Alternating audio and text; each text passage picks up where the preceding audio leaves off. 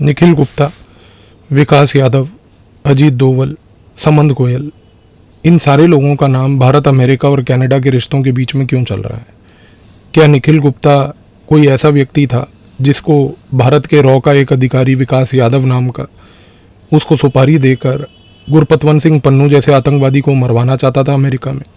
क्या इस पूरे प्रोग्राम में अजीत डोवल और समंत गोयल जो रॉ चीफ था, क्या ये लोग इन्वॉल्व थे?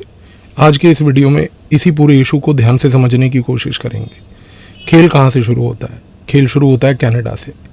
कनाडा में 1997 में एक व्यक्ति पॉलिटिकल असाइलम का एक एप्लीकेशन भरता है। इस व्यक्ति का नाम था हरदीप सिंह निज्जर। इसकी एप्लीकेशन कई बार रिजेक्ट हुई क्योंकि जो ये पॉलिटिकल असाइलम के केसेस को ये भरता था कि मुझे इन कारणों से पॉलिटिकल असाइलम कनाडा में चाहिए, सरकार उस असाइलम को बार बार रिजेक्ट करती आई। आफ्टर ऑल 2007 में इस व्यक्ति हरदीप सिंह निज्जर को फाइनली कनाडा की सिटीजनशिप मिली।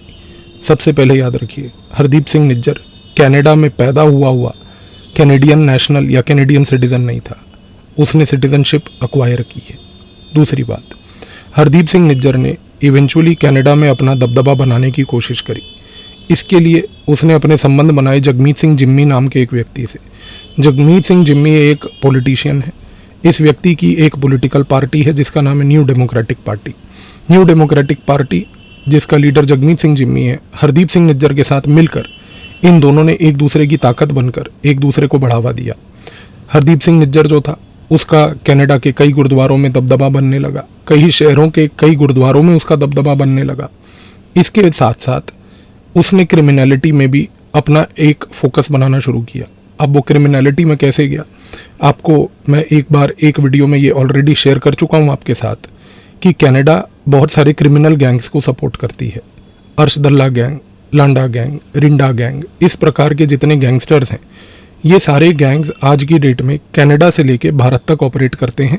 इनके फ्रेंचाइजीज भारत में पंजाब और हरियाणा दोनों जगह हैं। यहाँ से इलीगली वीज़ा रैकेट्स चलाकर बच्चों को कनाडा ले जाया जाता है और वहाँ ले जाकर इन लोगों को दबाया जाता है, डराया जाता है ये कह के कि क्योंकि आप इलीगली आए हैं आपके ऊपर कार्रवाई होगी। कार्रवाई ना हो इससे अच्छा है कि आप कुछ छोटी मोटी नौकरी करें जो इनको वहाँ दिलवा दी जाती है, और साथ में इनको सोशल मीडिया पे बुलाकर गुरुद्वारों से जोड़कर एक ऑनलाइन रेडिकलाइजेशन कैंपेन खालिस्तान को लेके वहाँ से चलाया जाता है। समस्या सारी तब शुरू हुई जब लास्ट ईयर हरदीप सिंह निज्जर जो है उसकी बेसिकली मृत्यु हो गई। अब कनाडा में इसकी वजह से एक पॉलिटिकल क्राइसिस हो गया।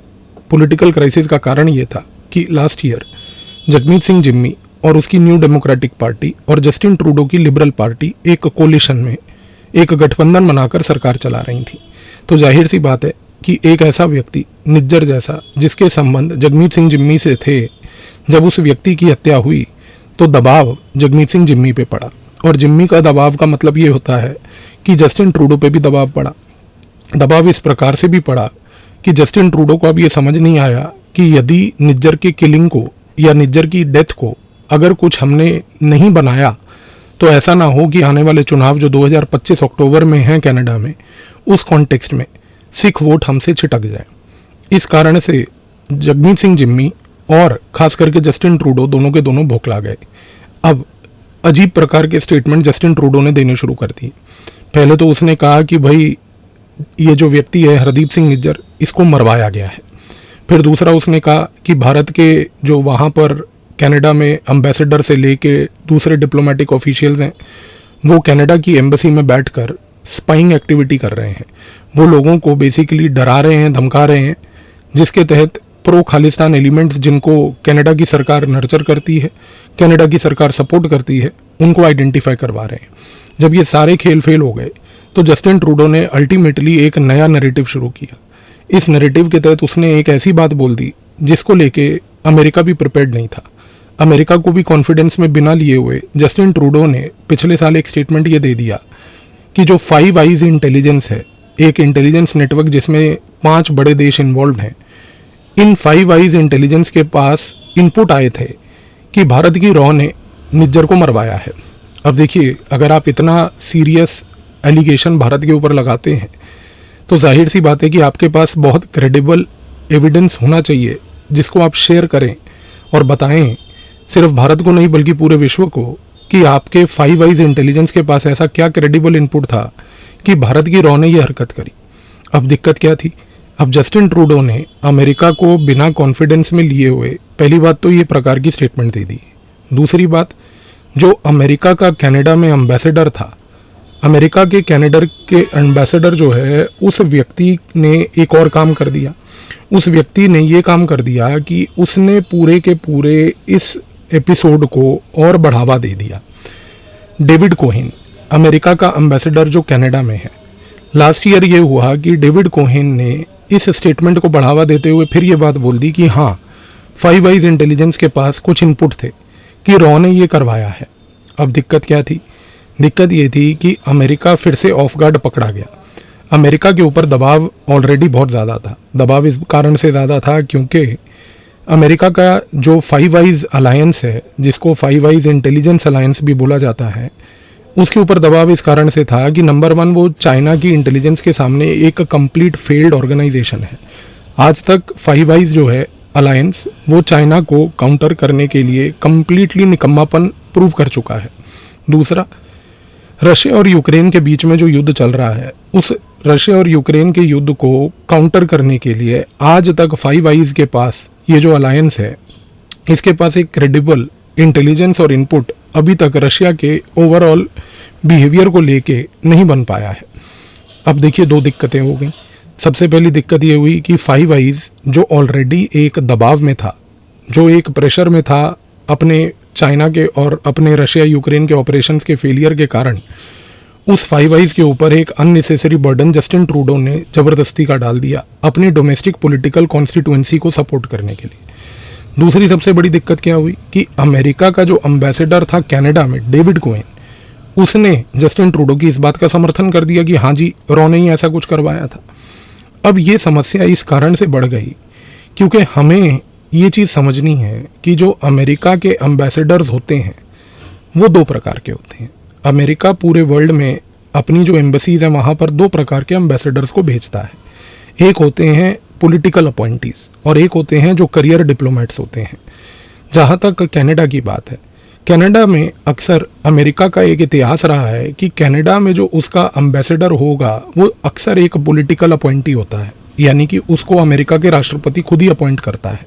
उसका कारण ये होता है कि जो व्यक्ति अमेरिका के राष्ट्रपति के बड़े क्लोज है, और ख़ास करके जब हम ये वर्ड क्लोज की बात करते हैं तो हम एक पॉइंट को एम्फसाइज करना चाहते हैं यहाँ पर कि वो व्यक्ति जिसने अमेरिका के प्रेसिडेंट के इलेक्शन में कैंपेन के दौरान पैसा लगाया होता है, उस व्यक्ति को अक्सर पिछले 50 से 60 साल के इतिहास को अगर हम देखें अमेरिका और कनाडा के बीच, तो उस व्यक्ति को अमेरिका का जो प्रेसिडेंट होता है वो एम्बेसडर और राजदूत बनाकर उसको बेसिकली कनाडा भेज देता है। तो कहने का मूल रूप से मकसद ये है कि जो डेविड कोहेन था लास्ट ईयर, जो वहाँ पर कनाडा में बैठा था, जिसको जो बाइडन ने चुनकर भेजा था, वो जो बाइडन की तरह ही निकम्मा और सुत्तड़ किस्म का एक डिप्लोमेट था। और वो, अगर आप डेविड कोहेन के इतिहास को देखें तो डेविड कोहेन सबसे पहले तो एक बिजनेसमैन था और फिलाडेल्फिया सिटी का वो एक मेयर भी रह चुका है पहले, और उसकी प्रॉक्सिमिटी बाइडन फैमिली में, खास करके जो बाइडन का जो बेटा हंटर बाइडन है, जो इलीगल काम वो करता है पूरे विश्व तौर पर और इलीगल धंधे वो चलाता है, उनको समर्थन देने के लिए डेविड कोहेन का समर्थन और साथ बहुत हमेशा से रहा है। अब डेविड कोहेन क्योंकि करियर डिप्लोमेट तो है नहीं, एक पॉलिटिकल अपॉइंटी है, तो उसको बेसिकली डिप्लोमेटिक डायनेमिक्स तो आते नहीं थे। उसने बस क्योंकि ट्रूडो ने कुछ बोल दिया, उसी स्टेटमेंट को जाकर उसने समर्थन दे दिया। ये दोनों के दोनों इश्यूज अमेरिका के लिए लास्ट ईयर बहुत बड़े हेडेक बन गए। हेडेक इस कारण से बन गए कि अमेरिका को ये बात समझ आ गई कि भैया अब हम जो हैं एक बहुत बड़े डिप्लोमेटिक सूप में फंस गए हैं। वो इसलिए फंस गए हैं कि अब हम इसका क्या करें। अब यहाँ पर फाइव आइज के ऊपर एलिगेशन लगा है, यहाँ पर ये एलिगेशन लगा है कि भाई अमेरिका का एम्बेसडर भी जो है कनाडा में वो इस बात का समर्थन कर रहा है। अब इस पूरे खेल को एग्जीक्यूट करने के लिए एक मेटा नैरेटिव बनाना था। अब इस मेटा नैरेटिव को कैसे बनाएं, अमेरिका अब इस खोज में लगा और ये काम जो बाइडन ने दो व्यक्तियों को सौंपा, जिसमें से पहला व्यक्ति था जेक सलिवन, जो कि अमेरिका का नेशनल सिक्योरिटी एडवाइज़र है, और दूसरा व्यक्ति जो है वो है एंथनी ब्लिंकन। एंथनी ब्लिंकन जो है वो अमेरिका का सेक्रेटरी ऑफ स्टेट है। अब एंथनी ब्लिंकन और जेक सलिवन दो व्यक्ति पिछले साल बैठकर एक निर्णय लेने लगे कि भैया अब ये इतना बड़ा डिज़ास्टर अमेरिका और कनाडा के बिहाफ पर जस्टिन ट्रूडो ने कर तो दिया है, इससे अब हमारी बदनामी तो हो गई है, लेकिन अब इसका प्रूफ हम कैसे बनाएं, अब इसकी पूरी एक स्टोरी कैसे रचें। अब आता है दूसरा एक एलिमेंट, स्टोरी रची गई और स्टोरी रचने के लिए एक व्यक्ति बड़ा महत्वपूर्ण था जिसका नाम है जेफ बेजोस। आपको सुन के आश्चर्य होगा, जेफ बेजोस का नाम तो आप सभी ने सुना है, ये तो अमेज़ॉन का मालिक है, ये कहाँ से आ गया बीच में। अब खेल को ध्यान से समझिए। अमेरिका में एक अखबार है, उस अखबार का नाम है वॉशिंगटन पोस्ट। बहुत लंबे समय से वॉशिंगटन पोस्ट का एक इतिहास था कि वॉशिंगटन पोस्ट हमेशा से ऐतिहासिक तौर पर CIA के जितने भी ऑपरेशंस थे जिसमें ह्यूमन राइट वायलेशंस हुआ करते थे, उनको वॉशिंगटन पोस्ट हमेशा से एक्सपोज किया करता था। ये कहना गलत नहीं होगा कि बहुत लंबे समय तक, पहली बात, वॉशिंगटन पोस्ट CIA के मिशंस को लेके बड़ा क्रिटिकल रहता था। दूसरा, ये कहना गलत नहीं होगा कि वॉशिंगटन पोस्ट बहुत लंबे समय तक CIA के लिए एक सरदर्द बना हुआ था। अब सवाल उठता है कि CIA को कुछ तो करना था जिसके तहत वो वॉशिंगटन पोस्ट को मैनेज करें। अब खेल क्या रचा गया? खेल ये रचा गया कि अमेरिका की CIA ने एक स्टेप उठाया। इस स्टेप को समझने से पहले आपको एक चीज़ और जाननी है। अमेरिका की CIA ने विश्व तौर पर बहुत सारे बिजनेसेस में इन्वेस्ट किया हुआ है। आज की डेट में जितनी अमेरिकन की बड़ी कंपनीज हैं, उसमें चाहे टेस्ला हो, उसमें चाहे एप्पल हो, उसमें चाहे गूगल हो, उसमें चाहे अमेज़ॉन हो, इन सारी कंपनियों के पीछे CIA बहुत ज़्यादा बड़ी मात्रा में है। आपको सुन के शायद आश्चर्य हो रहा होगा, लेकिन ये फैक्ट है। अब आप सोचेंगे कि CIA जैसी इंटेलिजेंस एजेंसी को अमेज़ॉन जैसी कंपनी में पैसा लगाने का क्या फ़ायदा? दो चीज़ें याद रखिएगा। अमेज़ॉन जिन जिन देशों में अपनी सेवाएं प्रोवाइड करती है, उन देशों में बहुत सारे लोग अमेज़ॉन की सेवा का प्रयोग करते हैं। भारत में आप सभी ने बहुत सारा सामान अमेज़ॉन से कई बार ऑर्डर किया होगा। अब आप सोच के देखिए कि जब अमेज़ॉन भारत में ऑपरेट करता है तो अमेज़ॉन पे आप क्या सर्च कर रहे हैं, क्या खरीद रहे हैं, किस पेमेंट मोड से खरीद रहे हैं और कितना पैसा खर्च रहे हैं, इन सारी चीज़ों का एक एक माइन्यूट लेवल पे जो एनालिटिक्स होता है, वो अमेज़ॉन आज की डेट में सारा का सारा अमेरिका की सरकार और CIA को प्रोवाइड करती है। इससे अमेरिका को क्या लाभ मिलेगा? इससे अमेरिका को एक ऐसा लाभ मिलेगा कि वो भारत के अंदर, भारत की आर्थिक परिस्थिति कैसी है, यहाँ के लोगों की परचेजिंग पावर कैसी है, स्पेंडिंग पावर कैसी है, किस इंस्ट्रूमेंट के थ्रू स्पेंडिंग हो रही है, क्या पेमेंट UPI के थ्रू होती है या क्रेडिट कार्ड या डेबिट कार्ड के थ्रू होती है, पेमेंट किन किन प्रोडक्ट्स को लेके होती है, इन सारी चीज़ों के बारे में अमेरिका को जब डिटेल्ड एनालिटिक्स मिलेगा तो कल को जब अमेरिका अपने व्यापारिक रिश्ते भारत के साथ बनाएगी कूटनीतिक लेवल पर, वो भारत को आर्म ट्विस्ट कर सकती है। दूसरा, आपको ये सभी लोग जो इस समय इस वीडियो को सुन रहे हैं, यदि इनमें से कोई IT फील्ड से एसोसिएटेड है तो आप लोगों ने एक चीज़ ज़रूर सुनी होगी, एक बड़ी महत्वपूर्ण अमेज़ॉन का प्रोडक्ट जिसका नाम है अमेज़ॉन वेब सर्विसेज, AWS। आज की डेट में विश्व तौर पर बहुत सारी निजी कंपनियां अमेज़ॉन वेब सर्विसेज के डेटा का प्रयोग करती हैं। अब अमेज़ॉन वेब सर्विसेज अगर एक साधारण लैंग्वेज में एक आम आदमी को अगर समझना है तो वो क्या है? अमेज़ॉन वेब सर्विसेज एक क्लाउड की सेवा है, एक स्टोरेज फैसिलिटी है। आप आज की डेट में जब अपने फ़ोन में फ़ोटोग्राफ्स को रखते हैं, एक पॉइंट आता है जब आपके फ़ोन के अंदर उसकी मेमोरी फुल हो जाती है। अब क्या करते हैं आप? आपके पास एक विकल्प तो ये है कि आप अपने मोबाइल में एक मेमोरी कार्ड लगाकर फ़ोन की मेमोरी बढ़ा लें, बट यदि अगर आप मेमोरी कार्ड नहीं लगा पाते तो आप क्लाउड सेवाओं का प्रयोग करते हैं। आईफोन यूज़र्स एप्पल क्लाउड का प्रयोग करते हैं, Android users Amazon web services का प्रयोग करते हैं। अब इसमें होता क्या है? जब आप एक क्लाउड सर्विस के अंदर अपने सारे डेटा को अपलोड कर देते हो, ये सारा का सारा डेटा अभी तो जो एक साधारण लेवल पर आपके मोबाइल में आपकी सिर्फ फोटोग्राफ्स हैं, उनका एक्सेस पूरा का पूरा अमेरिका की सरकार, CIA, अमेरिका की संस्थाओं को मिल जाता है। लेकिन दूसरी चीज़ सोच के देखिए, आज की डेट में यदि अगर भारत की कई निजी कंपनियां हैं, यदि वो निजी कंपनियां अगर ये देख रही हैं कि भाई उनके बिजनेस प्लान्स हैं, उनके प्रपोजल्स हैं, उनके डिस्कशंस हैं, उन सारों को यदि एक अमेज़ॉन वेब सर्विस के क्लाउड पर डाला जा रहा है तो अमेज़ॉन उसको भी एक्सेस करके CIA को प्रोवाइड कर रही है। अब सवाल सबसे पहले यहाँ पर ये उठता है, अमेज़ॉन ये काम CIA के साथ क्यों करेगी? दो चीज़ें याद रखिएगा। पहला, अमेज़ॉन को CIA ने चंद महीने पहले एक कॉन्ट्रैक्ट दिया, $600 मिलियन का कॉन्ट्रैक्ट। जेफ बेजोस को कॉन्ट्रैक्ट ये दिया और बोला कि आप CIA के लिए अमेज़ॉन वेब सर्विसेज के तरीके से एक बड़ा क्लाउड बनाइए। इस क्लाउड के अंदर जो CIA के सारे मिशंस और सीक्रेट्स हैं उनको सिक्योरिटी प्रोवाइड कीजिए। और दूसरा, CIA ने जेफ बेजोस को ये भी बोला कि ये जो $600 मिलियन की डील हम आपके अमेज़ॉन वेब सर्विसेज के साथ कर रहे हैं ना, इससे आपको एक काम और करना है। आपको ये करना है कि ये $600 मिलियन का पैसा प्रयोग करके आपको वॉशिंगटन पोस्ट न्यूज़पेपर खरीद लेना है। आज इस समय यदि आप एक गूगल पे सिंपल सर्च करते हैं और सर्च करके ये देखते हैं कि वॉशिंगटन पोस्ट का मालिक कौन है, आपके सामने आंसर होगा जेफ बेजोस, आपके सामने आंसर होगा अमेज़ॉन। आप देखिए कि ये कितना बड़ा पैराडॉक्स है। ये वही अमेज़ॉन है, वही जेफ बेजोस है जिसको एक जगह पर CIA बोल रही है कि आप एक क्लाउड बनाइए CIA के लिए, जिस क्लाउड में CIA का सारा डेटा स्टोर होगा और आपको उसको सुरक्षित रखना है। और दूसरी जगह पर इसी जेफ बेजोस को बोला कि आप वॉशिंगटन पोस्ट नामक न्यूज़पेपर को खरीद लीजिए, ताकि वॉशिंगटन पोस्ट को खरीदने के बाद वॉशिंगटन पोस्ट में जो CIA के खिलाफ एक प्रोपोगेंडा रन किया जा रहा है उसके ऊपर लगाम लगाई जाए। अब आप सोचेंगे कि पिछले 5-7 मिनट से आपके साथ मैं ये अमेज़ॉन की इतनी बड़ी कहानी का चर्चा क्यों कर रहा हूँ? क्योंकि इसका बहुत बड़ा रोल है दोस्तों।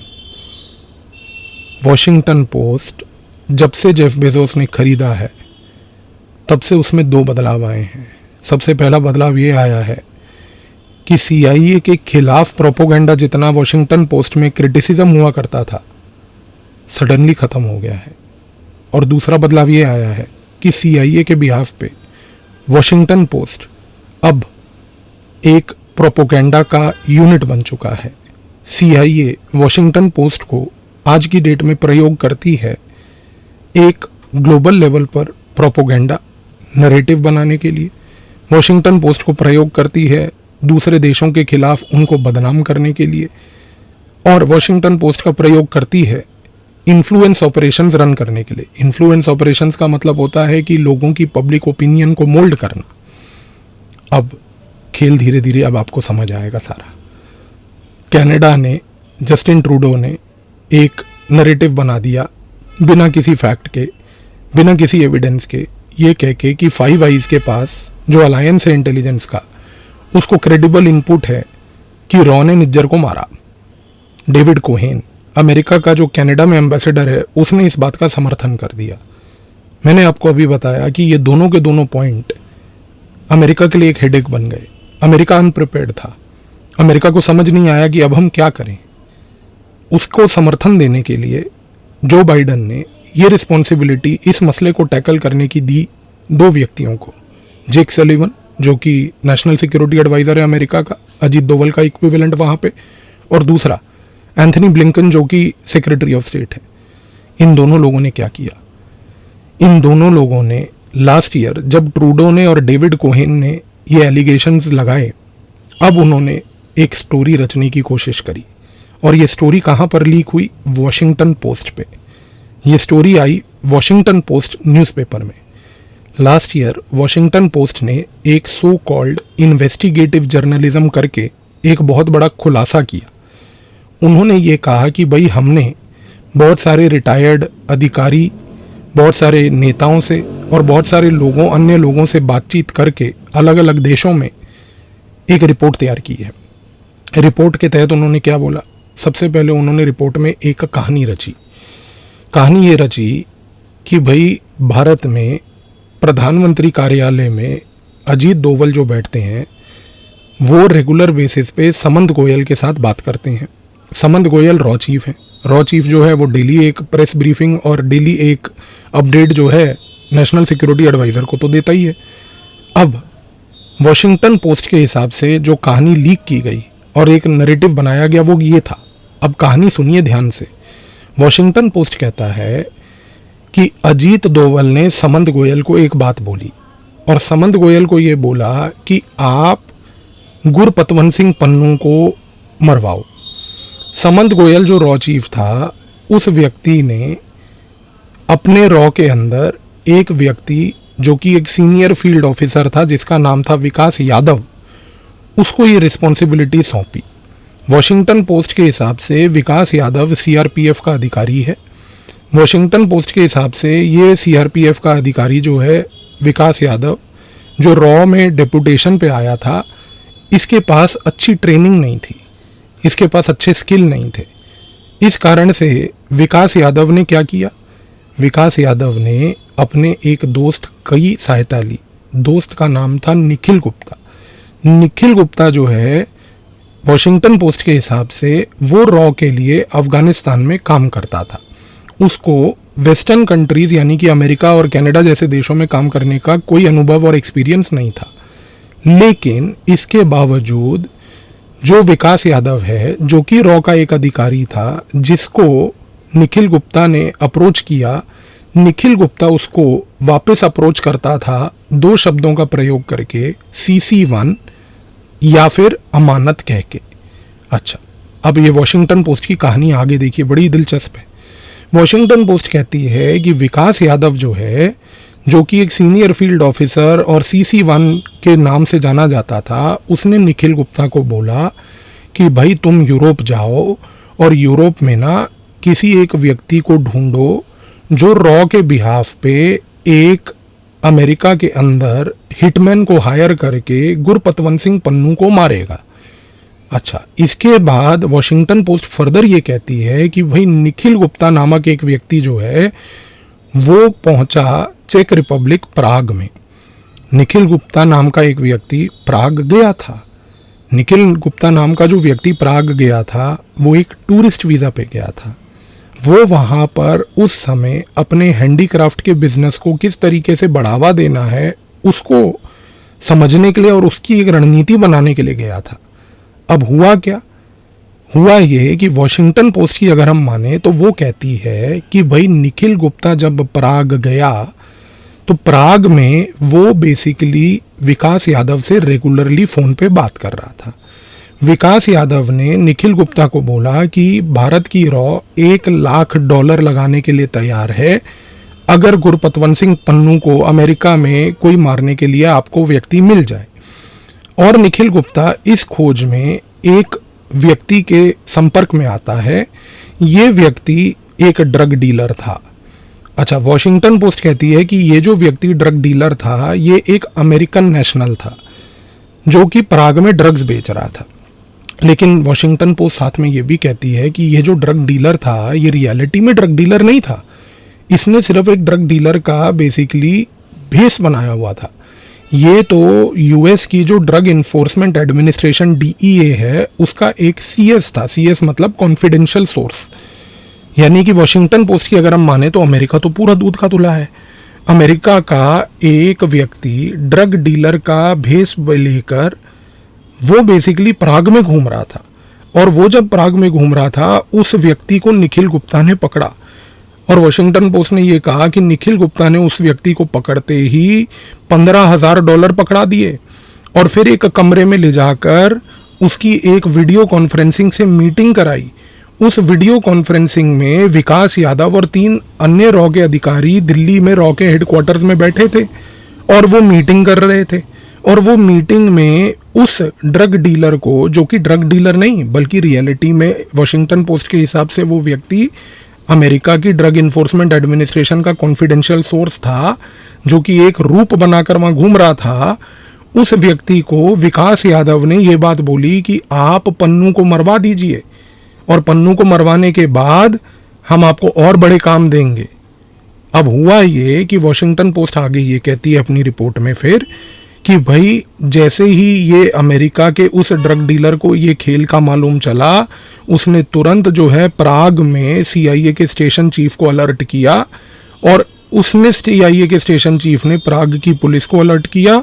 और क्योंकि प्राग यानी कि जो चेक रिपब्लिक है, जो कंट्री है जिसका कैपिटल प्राग है, क्योंकि प्राग यानी कि चेक रिपब्लिक और अमेरिका के बीच में एक एक्स्ट्राडिशन ट्रीटी दोनों ने साइन कर रखी है, तो उस कॉन्टेक्स्ट में ये हुआ कि जैसे ही CIA के स्टेशन चीफ ने प्राग पुलिस को अलर्ट किया, प्राग पुलिस ने निखिल गुप्ता को अरेस्ट कर लिया।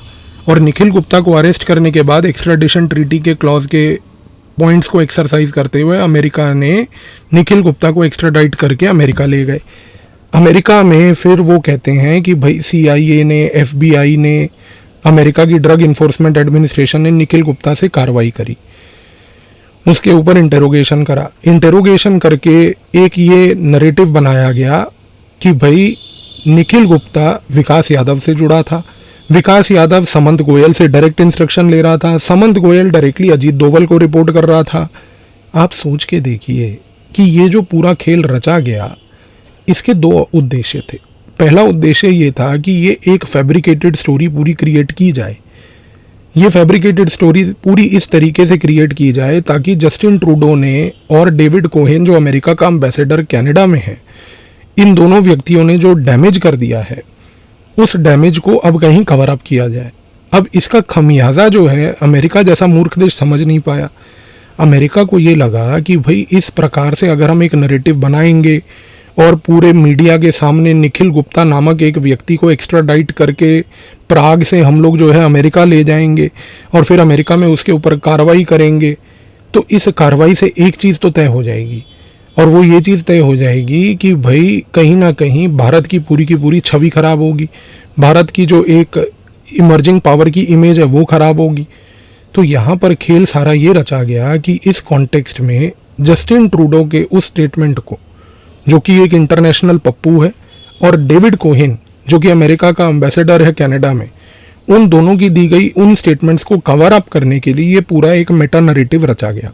इसमें वॉशिंगटन पोस्ट की सो कॉल्ड इन्वेस्टिगेटिव जर्नलिज्म की रिपोर्ट काम आई। इसमें जेफ बेजोस ने इस प्रकार से अपने वॉशिंगटन पोस्ट का प्रयोग CIA को इस पूरे खेल में करने दिया। और सोच के देखिए दोस्तों, अमेरिका ने इसका खमियाजा कभी सोचा ही नहीं। उसको ये समझ ही नहीं आई कि भाई इसका खमियाजा क्या होगा। खमियाजा कैसे, जब आपने इतने बड़े एलिगेशन लगा दिए ये कहते हुए कि भाई अजीत डोवल जैसे लोग, विकास यादव जैसे लोग वीडियो कॉन्फ्रेंसिंग करके निखिल गुप्ता को बेसिकली गाइडेंस दे रहे हैं डे टू डे लेवल पे कि करना क्या है। जाहिर सी बात है कि भाई भारत की सरकार इस केस में एक इंक्वायरी कमेटी बिठाएगी। जैसे ही भारत के ऊपर ये एलिगेशन अमेरिका ने लगाए, भारत ने उसी समय अमेरिका को बोला ठीक है, हम एक इंक्वायरी कमेटी बिठा देते हैं डिप्टी नेशनल सिक्योरिटी एडवाइज़र के अंडर, और हमारा जो डिप्टी नेशनल सिक्योरिटी एडवाइज़र है वो इंक्वायरी कमेटी को लीड करेगा। सारा खेल हम आपके सामने पेश कर देते हैं। अब हुआ ये कि भारत की ये जो इंक्वायरी कमेटी थी, इनकी रिपोर्ट लेकर और भारत का डिप्टी नेशनल सिक्योरिटी एडवाइज़र 15 अक्टूबर 2024 को अमेरिका पहुंचे। अमेरिका पहुंचकर हमने उनको ये पूरी की पूरी इन्वेस्टिगेशन जो हमने अपने यहाँ पर करवाई, उसकी रिपोर्ट हमने उनके सामने रख दी। हमने 2-3 चीज़ें बता दी। हमने पहले तो ये बता दिया कि भैया निखिल गुप्ता नामक व्यक्ति जो है उसका रॉ से कोई संबंध नहीं है। दूसरा, एक बहुत बड़ा ब्लंडर अमेरिका ने कर दिया। अमेरिका ने बोला कि जो व्यक्ति रॉ का अधिकारी है, जो रॉ के अंदर बैठकर निखिल गुप्ता को डे टू डे बेसिस पे प्राग में गाइड कर रहा था, उसका नाम है विकास यादव। रियलिटी ये है कि विकास यादव नाम का कोई व्यक्ति रॉ में था ही नहीं कभी। जो CRPF का व्यक्ति जो रॉ में था, जो इस ऑपरेशन से इन्वॉल्व्ड नहीं भी था और उसमें इसका कोई रोल भी नहीं था, उसका नाम तो विक्रम यादव था, और वो CRPF नहीं CISF से आया था और वो वापस जा चुका है। भारत की सरकार ने जो इंक्वायरी कमेटी बिठाकर अभी अपने लोगों को भेजा, 15 अक्टूबर को जो अमेरिका पहुंचे, उन्होंने जाकर अमेरिका को ये बात बोल दी कि देखिए, आपने ये जो पूरा खेल रचा है, ये जो षड्यंत्र रचा है, आप सिर्फ और सिर्फ इसको इसलिए रच रहे हैं कि आप कनाडा में डेविड कोहेन को और कनाडा का जो इंटरनेशनल पप्पू जिसका नाम डस्टबिन ट्रूडो है, जस्टिन ट्रूडो नहीं, उसको बेसिकली बचाने की कोशिश कर रहे हैं। इसलिए इस खेल को जितना जल्दी हो पाए ख़त्म कर दें, क्योंकि यदि आप वॉशिंगटन पोस्ट का सहारा लेकर इतना बड़ा भारत की इमेज को ख़राब करने का अगर एक नैरेटिव रचोगे तो फिर ये मत भूलिएगा कि हमारे पास भी हमारी अपनी मीडिया है, क्रेडिबल अखबार हैं, हमारे पास भी अपने क्रेडिबल सोर्सेज हैं जिनके थ्रू इस सारे प्लान का खुलासा पूरे विश्व के सामने हम भी कर सकते हैं। इसी रीज़न से आप देखिए कि 17 अक्टूबर यानी कि कल तुरंत जो है अमेरिका ने एक स्टेटमेंट जारी किया कि नहीं, निखिल गुप्ता का कोई इन्वॉल्वमेंट नहीं है। और आज 18 अक्टूबर को अमेरिका ने एक स्टेटमेंट जारी किया एक टेक्निकल ब्लंडर करते हुए कि विकास यादव नाम का एक जो रॉ का अधिकारी है, जो रॉ से एक समय में जुड़ा था, वो अब एक वांटेड लिस्ट में है। आप कौन से वांटेड लिस्ट को प्रिपेयर कर रहे हो? पहली बात तो आप जो मर्जी वांटेड लिस्ट प्रिपेयर करो, हमें कोई फ़र्क नहीं पड़ता। दूसरी सबसे बड़ी बात, आप एक चीज़ को समझ लीजिए, ये इशू पूरा मैन्युफैक्चर्ड था कवर अप करने के लिए। अमेरिका को ये लग रहा था, जैक सलीवन को ये लग रहा था, और ख़ास करके एंथनी ब्लिंकन को ये लग रहा था कि ये मेटा नैरेटिव बना के भारत की छवि खराब कर देंगे और उसके बाद ये मैटर डिफ्यूज़ आउट हो जाएगा।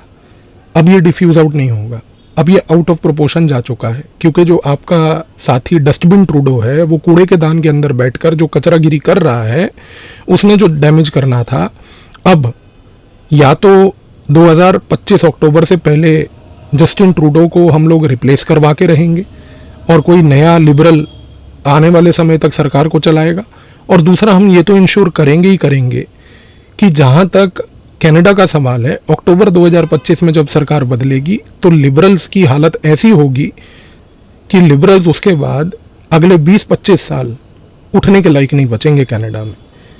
तीसरी बात, जहाँ तक निखिल गुप्ता के एक्स्ट्राडिशन की बात है, देखिए निखिल गुप्ता बेबुनियाद तरीके से पकड़ा गया है, वो बरी हो जाएगा और वो इवेंचुअली भारत वापस आएगा ही आएगा एक ना एक दिन। लेकिन इस सारे डिबेट से एक जो बड़ा महत्वपूर्ण लेसन जो भारत को इस समय उठाना चाहिए वो ये है कि अमेरिका, आपने जो खेल रचना था वो तो रच लिया, अब आप 2-3 चीज़ें हमें समझाइए।